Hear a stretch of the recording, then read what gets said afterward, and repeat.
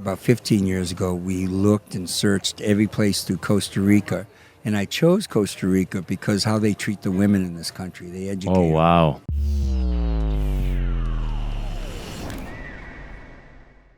Welcome back to Freedom Culture Podcast. We're here at Envision Festival 2019, and I'm sitting here with Mijai. Welcome to the show. Thank you. I just want to say I love your youth, knowing the truth. I am 70, but I was 20 at Woodstock, 1969. And we had the Vietnam War with hundreds of people were dying, and we fought hard for that war. When the war was defeated, they went to the trees, the woods, the natural farm. And I never did that then. I had 4 children. I did school teacher for 28 years. And then I had a major heart condition called atrial fibrillation in the 90s and a stroke. And I had to deal with health issues. And it was time for me to do something. And the vision came. I need to get a tropical farm. So I came here around 18 years ago. It took 3 years. About 15 years ago, we looked and searched every place through Costa Rica. And I chose Costa Rica because how they treat the women in this country. They educate Oh, wow. them. Boom. What a way to start. Yeah. Highest doctors, lawyers, than any other, and in Canada and America. And the country that treats the women good, you know they're going to treat the land better. Yeah, very true. Pura vida to that. Mijai, you also run and operate and lived in a place for 15 years. Yes. Called Earth Rose Farm, is that right? It's called Earth Rose Farm. It's in Las Esperanzas, which means hopes. And when you get in the center of Las Esperanzas, there's one dirt road that goes up by the cementerio that goes, and the road is called Calle Santa Fe, the Road of Faith. So to get to Earth Rose Farm, you got to go through the hopes, but you got to ride the Road of Faith. It's a 50-acre self-sustaining farm. The first thing we did on the 70% pasture is we put 10,000 trees down by a government sponsored thing from the Kyoto Treaty. You know the Kyoto Treaty where they I don't actually. Can you give us very very brief context so we'd understand? It was designed by polluting countries to help farmers to grow. Clinton signed it. Bill Clinton signed it, but of course it's been overturned. It got pulled out by the Republican Congress, and they stopped funding it. What it was is to give farmers money to plant trees. To give farmers money to plant trees. So we planted 10,000 trees, and over the last 12 years, they gave us $8,000, and we put another $8,000 in the trees in terms of labor and stuff to keep the grass not growing and keep the trees straight. Now, this is managed forestry. 10,000 trees. In about 4 years, we're going to be able to harvest 3,000 trees and then replant 3,000 trees. So it's continually flowing an income source, but it's the joy. So there's money with planting trees, but also there must be like some kind of biodynamic, like regenerative effect, no? And that's what's happening. My whole valley is filled with farmers that just cut down all their trees and just have cows. The land is dead during the rainy season. It's just hardly nothing. But you look at my land from Angostura down, you see this big, beautiful green patch. And so we have butterflies, we have birds, we have one of the 50 world. There's only 50 world white eagles left, and we have a pair on our farm. We have Amazonian sloths. We're bringing back the different animals. They just come, because it becomes a natural place, like you said. Wow, a natural place that is like regenerating what is basically given to us by the earth, which is the seed of plants that breathe our oxygen with us, right? Right. In Costa Rica, it could be that simple. Let's plant trees, you guys. Now, along the river, the Costa Ricans did not allow you to cut trees. So we have a stream coming down on both sides of our mountains, and we have some trees that are 100, 200 years old. There's not many, but they're all around the river because they don't allow them. If you look at over satellite, you'll see green stretches, and those are rivers. So they kept the trees on some of the rivers. But what we're doing is we're going to keep this forested forever, but manage it, so that there's always... So I want to know about the degree between managing the forest and letting the jungle take over. Because there must be like a dynamic, like mutual kind of when the jungle balance, takes right? over, when the jungle takes over, it actually can hurt. A lot of the jungle has these terrible weeds that go out and strangle the tree. These vines will come up and will strangle and kill the tree. I call them American vines because they'll go and they'll destroy their own tree, and the tree will fall down and they'll all die. So you got to cut those things. It's called matapalo. Matopalo. Yeah, and another name is the thing in Christmas where you kiss yourself underneath. That leaf you kiss.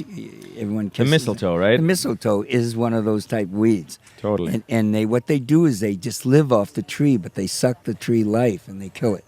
So jungle is not good. We have to keep the jungle apart in order to keep the trees growing. And the animals are freer to be. If you let the jungle go, it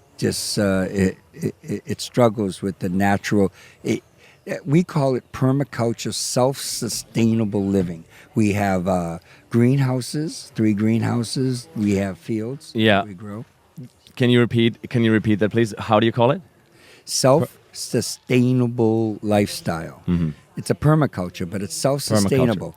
Okay, so based on permaculture, Mijai, not to interrupt you, but I feel like what you're expressing is such a beautiful proof of how we as humans are one with this planet. We are literally part of the environment. Without us cultivating the jungle, there is no human presence on the planet. So, I'm not saying we should concrete the whole world, which is kind of what we've done for the last 100 years, but that also gave us access to then interact with the rest of the biosphere in a holistic way. What I didn't tell you yet is I run a podcast called Green Planet, Blue Planet. And I asked the question of what is the vision of planet Earth we're holding collectively. And I feel like your experience of having seen how planting trees alone can change this planet into an actual blue planet, right? The water planet. That's also green and abundant and has flora and fauna on it. Right. We're just 2 people, my wife and I. We've tried to get community. We try to get other people in. But people are just so, my wife says this, self-consumed with their own needs, wants, and desires. You have to give that up in order to be a farmer. A farmer's life, it is hard. We are up at 4 or 5 in the morning. We feeding the chickens. We're feeding the goats. But we're getting milk. We're getting eggs. We let the chickens out around 11, 12 o'clock. They run out for 6, 7 hours. What do they eat? All the bugs, so we don't get bugs on us. Oh, wow. So self-sustainable is utilizing. Here you're growing 40, 50 tomatoes. You get the best tomato. Yeah. You eat all the other ones. The best tomato, you seed, and you make hundreds of plants. Self-sustainable living. How long it takes? 3 months for a tomato. So we tell people we have a 3-day program, Guest. It runs about $18 a day, including your food and housing. You work 4 hours, 6 hours in community, doing things together with others. Then we have it for 3 weeks where you come in, but it's about $8 a day. Now, if you come for 3 months, it's $3 a day, $90 a month, $270. But you get all your grains, your food, and then you get all the other stuff from the farm. And you get to plant a seed, watch it grow, get the fruit, then re-harvest it and bring seeds away from you that you've grown on the farm. Very cool. So that's I love that in your answer there is a simplicity implicit. Like life is giving us this gift non-stop, and it's ours to live in harmony with. Right. And you were speaking about authentic desire, and I would really love to drop in on authentic desire in context of freedom culture, because you're sitting in front of the freedom culture banner as we're in the freedom culture camp at Envision Festival 2019. And thanks for volunteering and being here with us. Yeah, I actually came down here because I lived here for 15 years when I heard there was going to be a rave on the beach. And I was kind of pissed off. And I came down here like real grumpy, saying, oh, they're going to be all these needles and all this crap on the beach, And when I came and saw the culture and saw the love and saw the thing, I joined it and became the gatekeeper. And I'm the person for the last 6 years you see on front gate on opening day, welcoming people. But what a beautiful evolution of your own experience. Let me kind of add to that, because the authentic desire in you, I see it has had evolved over years, right? Because Yes. in the beginning you had a reaction to something that happened, but then you realized basically out of the reason of probably you were just listening to the land, and then the land brought you here, right? I was a teacher for 28 years. Yeah. And what happened to me is I had a stroke, and I was raising my grandchild, and it was just a lot of emotion, and I had a stroke over an issue, and I remember one of my students said, "Listen, Mr. Mijai, listen, follow your dreams. What are you doing? Follow your dreams." And my dream was to always have a farm. And so we went, I retired, came down here, and I've never worked harder as I work on this farm. But I tell you, It's a full-time job, right? Yeah, but watching these things grow, watching a goat come out of a mummy goat, Wow. watching life and death. We had this beautiful female goat we loved, and she gave birth to twins, and then she died. And it's hard. There's life and death. Then one of the girl twins died, and we only have one boy left from that. But Yes. now the boy follows us. I'm the papa. She's the mama. Would you call your property that you're stewarding and guarding in guardianship of a nature sanctuary? I like the word nature sanctuary. I like permaculture word, but my best word is I go Earth Rose Farm. The Earth Rose to me is a tree. It's an earth, and it rises above. And without the trees, we're going to die, folks. If they keep on cutting, if they break the Amazon chain, that's going to destroy so much. And I want to say I hope it all goes. Deep down inside, I don't have, I have a sadness of the madness that's going on in the world, the Trump world, and in the world of exploration. You children are the key, because all this stuff that's going to happen is going to turn Listen you to what this positive. guy is saying. Yes, It's exactly. going to make you Mijai, I'm positive. so grateful that you're sharing this, because how we interact as generations Right. is quite separated. While when we unify and we can listen to elders and recognize the energy and the power that's in youth. I changed the name, not Yeah. elder. I'm an earlier. You're an I went earlier, earlier, not elder. I right, went because to- we're in 2019. Right. We yet have to have a whole generation. I went to go through this. Woodstock in 1969 as Oh, 20. wow. Everyone says, "Oh, I would have loved to Going listen deep to right here. Janis Joplin. I would have loved to live to listen to Jimi Hendrix." But I says, "No, you wouldn't, because if you were a 20-year-old, most likely you would have went to Vietnam." And Janis and they were and Jimi Hendrix were dead within 2 years, and we had to deal with the Nixon and all that, and the war and the end of the war. But what happened? Then they did the Earth Movement. Remember that? Right after that started the Earth Movement, Save the Earth and all that. So what I tell you kids, don't give up on politics. Don't give up on policy and changing it. If you want to grow, plant a seed. Bring trees everywhere, anywhere.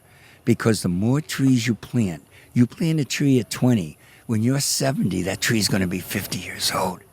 And when you're dead, that tree's going to be still growing. I have trees that are going to live for hundreds of years. I'm going to be long dead, ashes. But my legacy of these trees are going to keep helping you to breathe. Here, here. Wow. Let me enjoy that moment with you, because this is very real, right? It's very real. When we plant trees on this planet, there are multiple examples right now where eco-villages, permaculture farms, and of that sort, nature sanctuaries have shown us that within 10, 15, 20 years, we can regenerate an entire ecosystem. People will come and go. Yeah. But the trees will stay, We'll plant, we'll root, and make new trees. Mijai, I want to ask you some rapid fire questions. So you Yes. can say yes or no, either or, Okay. So I want to start with the obvious one. Plant trees or fly to Mars? Plant trees. Ocean water or lake water?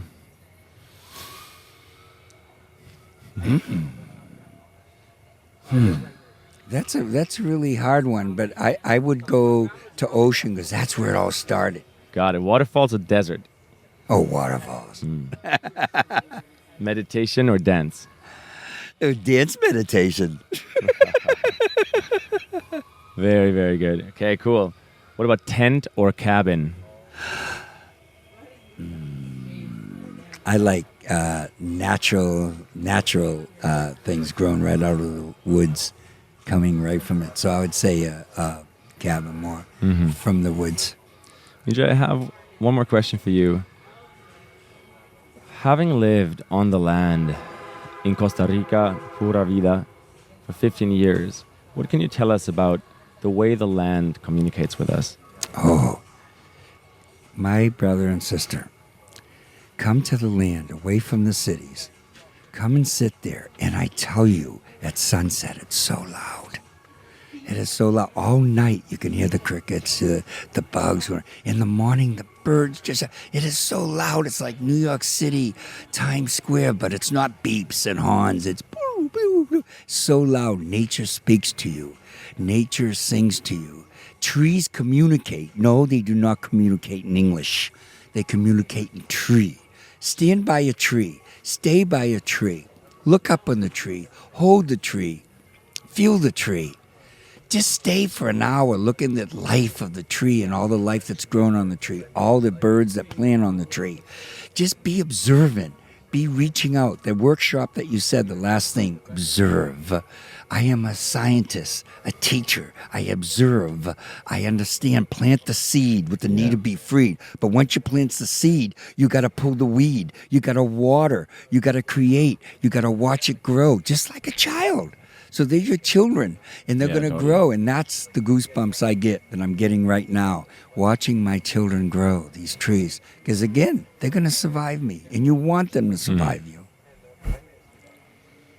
Intergeneral relationship with the planet is what's coming up for me, in the sense that when we think 7 generations backwards and 7 generations forward, and encapsulate that in the way we act kind with each other, are gentle with the planet. I need to ask you a question. Respect each other. Please. My question to you is, what do you do? Do you ever get hopeless? Do you ever get to a point where you think, we're all going to die, this is all going to be terrible, I'm just wasting my time? Ever? Yeah, totally. I do go there quite a bit, in the sense that I absolutely acknowledge that it's a possibility of the possibility spectrum of what humanity could do with this planet. And in some cases, if we look at the current industrial revolution, like making machines, basically, I guess, we are, it kind of looks like that's what we're doing. But I have not hope, but a form of optimism and trust in the cosmic principle, God, the source, faith. Because there's a higher orchestrating intelligence that's actually in control, rather than my own mind's desires. However, I have a conscious choice through the human experience, which yes, that brings us up into the point of where's our society at. I guess I really believe in the ancestral wisdom that's being passed. So I don't know if I've shared that with you before. I mentioned that on stage that the elders who were present at Holistic Visions Symposium in Barcelona in 2018, it was the Council of 12, and they actually went to the United Nations as well the year before. Really beautifully brought together, and the elders said this: 2019 to 2026 is a 7-year gate. It's like a window for the millennial generation to act as the bridge, or the humanity to step into collaboration. Yes. Between the older generations of the industrialized paradigms and the new digital natives. And to put that into context, 50% of the world's population are 28 or younger. This is actually a fact drawn together by the World Economic Forum in Geneva, and that's the 50% are mainly in Africa and Asia. So there's a massive amount of people that are really young who come with these really powerful energies right now onto this planet to share their gifts that aren't even online necessarily in our global communication. We have about 3 billion people online. So technology, for me, also becomes super exciting, because it's like, Wow, there's another 3 billion voices coming alive and live into the global dialogue. Right. That might have like a very, very needed piece of the collaborative complement that our puzzle piece humanity is. In 1949, there was 2.5 billion people on the planet when I was born. I'm 70, and there's 7.5 billion people here, 3 times more people, you know. And I know that the more people and the less trees is not a good mathematic formula. And all we have to do is those 3 billion. If those 3 billion people planted one tree, we have 3 billion trees. We put out the word, plant a tree. Plant a tree, plant a seed, let it be freed from the husk to root, to reach out, to sprout out to the sky, just like you and I. Beautiful poetry. Okay, I do have one more question to close it with. You started your farm with your partner, is that right? Yes. What's your success to a relationship that fills your heart? She loves who she is. She loves what she does. I love who I am. In 15 years, she's been to the beach 5 times. In 15 years, I go to the beach once a week, sometimes 2-3 times a month. Well, you know, because I love the beach, but it's too hot for her. She loves animals. She loves her hens. She loves the goats. She loves it. She doesn't have much trust in people. I love people. I love the animals too, but I don't know them like my wife does. What works for us is I promised her never to, she's a life partner. I promised her never to fall in love with her or be in love with her 18 years ago. And we're not in love. We don't fall in love. We rise loving each other. Yeah, we rise in love. We water the gardens together. We take care of the chickens together. And it's hard work. It's like 4 in the morning to 7, 8, 10 o'clock. We have breakfast. And then she's on the computer doing her stuff that she likes to do. And I'm at my waterfall. And then in the evening, we do the same thing. Put the animals to bed. You know, do a little more watering. But what makes relationships successful is the partnership. The idea to partner, not to pull, not to connect and keep pulling into your break, but do this, bond. And then it makes, including not even sexual partners, business partners, things together. And I want to appreciate you and your crew, what you're doing. And I know it's hard, but I want you to do this. Just remember this one thing. If you ever get to that point where you are losing, remember what I'm going to tell you. It only takes you to do one thing. When you're feeling that tension, do this. Laugh. Oh, your car just broke down. You just, you know, this dream you had just died. This love that you had just left. You know, one door closes, another door opens. Wow. Keep the doors open. Keep the faith. Keep the hope. Because that's what they want you to destroy. Don't let them. Powerful. Mijai, thank you so much for making the time. Thanks for coming up to me. Thanks for being at Envision. Thanks for opening the doors and gates to people. Such a pleasure. May I say one last thing? Please do. Youth. You only lose your youth. I'm 70. I was 20 at Woodstock. I still have my youth because I've never given up the vision. I never given up asking questions. I never given up my quest. As long as you keep questioning, as long as you keep questing, as long as you keep reaching, you'll never lose your youth. And when you're 60, 70 years old, go to these festivals, celebrate, relate, partake of the joy you make, because you are the children that will save the earth. Wow. Thank you so much.